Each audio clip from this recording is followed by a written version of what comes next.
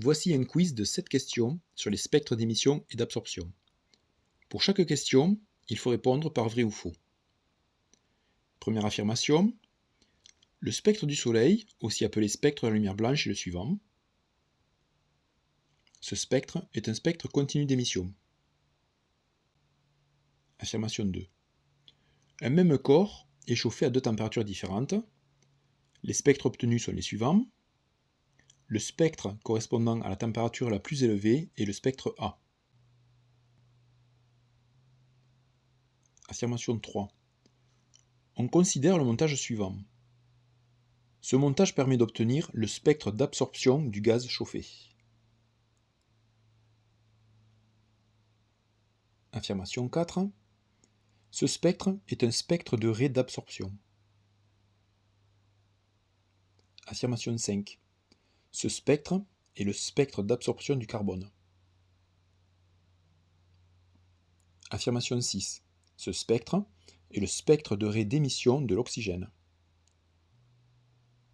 Et enfin, affirmation 7. Ces deux spectres correspondent au même élément chimique.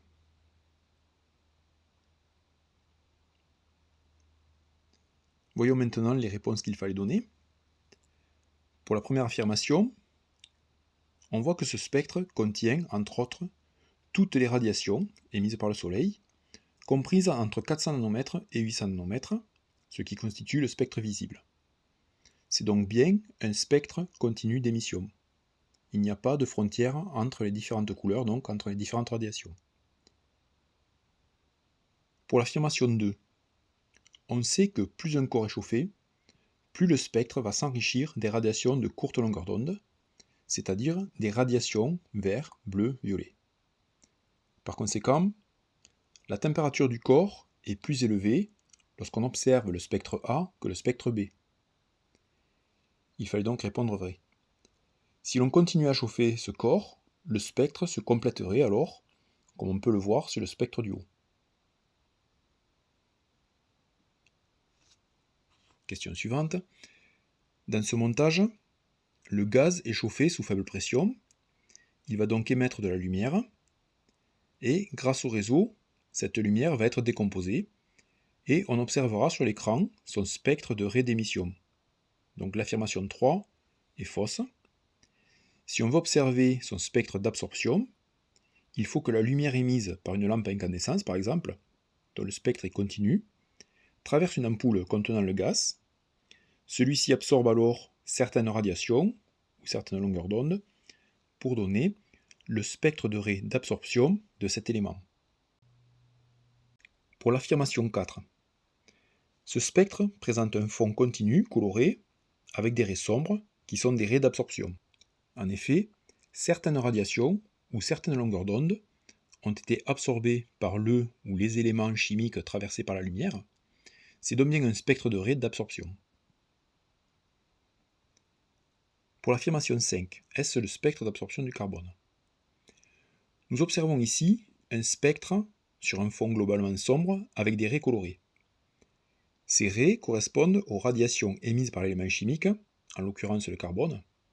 C'est donc un spectre de rays, mais d'émission et non d'absorption, c'est donc faux. A l'inverse, pour ce spectre, il s'agit donc bien du spectre de rays d'émission de l'oxygène, puisque seules certaines radiations sont émises.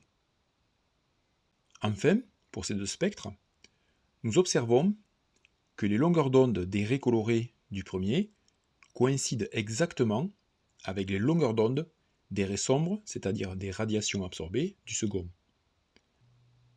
Autrement dit, rays d'émission et rays d'absorption se font exactement aux mêmes longueurs d'onde. Il s'agit donc du même élément chimique, et ces deux spectres sont donc complémentaires. C'est pour cette raison que rays d'émission ou d'absorption, caractéristiques d'un élément, permettent de l'identifier. Ils sont en quelque sorte la carte d'identité de cet élément. J'espère que cette vidéo t'aura été utile. N'hésite pas à poser des questions ou à laisser un commentaire. Et si tu veux recevoir les prochaines vidéos, pense à t'abonner. A bientôt.